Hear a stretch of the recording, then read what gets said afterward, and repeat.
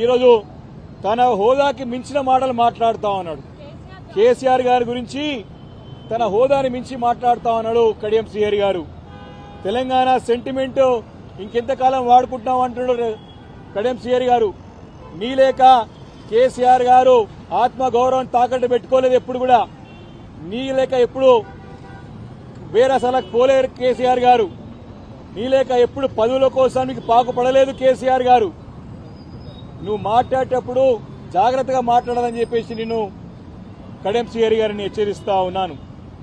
తెలంగాణ రాష్ట్రాన్ని 13 సంవత్సరాలు తెలంగాణ ప్రాంతంలో ఉన్నటువంటి అందరినీ కూడా జాగృతం చేసి అన్ని వర్గాల ప్రజల్ని అందరి కూడా ఉద్యోగస్తుల్ని అదేవిధంగా కవులని కళాకారులని అందరూ కూడా అన్ని పార్టీల వారిని కూడా తాటిపైకి తీసుకొచ్చి 13 సంవత్సరాలు నిర్విరామంగా ఉద్యమం చేపట్టి తన ప్రాణాన్ని సైతం లెక్క చేయకుండా ప్రాణ త్యాగానికైనా సిద్ధపడి తెలంగాణ రాష్ట్రాన్ని సాధించిన నాయకుడు కేసీఆర్ గారని చెప్పి పదే పదే అన్నావు. నువ్వు కాదా కడియం శ్రీహరి గారిని నేను ప్రశ్నిస్తా ఉన్నాను.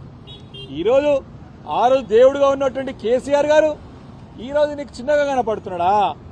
దీనికి ప్రజల్లో ఏ ముఖం పెట్టుకొని మాట్లాడుతున్నావు అని చెప్పేసి నేను కడియం శ్రీహరి గారిని ప్రశ్నిస్తా ఉన్నాను. తెలంగాణ అంటేనే కేసీఆర్, కేసీఆర్ అంటేనే తెలంగాణ. మర్చిపోయినావా కడియం శ్రీహరి గారు అని చెప్పేసి నేను అడుగుతా ఉన్నాను.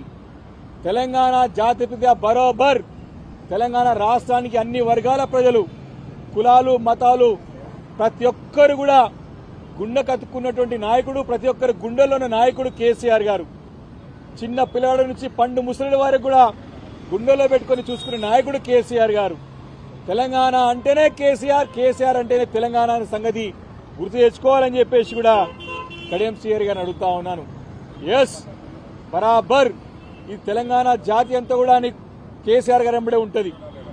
ఈ యొక్క ఎన్నికల్లో గెలుపు ఓటలు మామూలే. అధికారం ఉంటది, పోతది.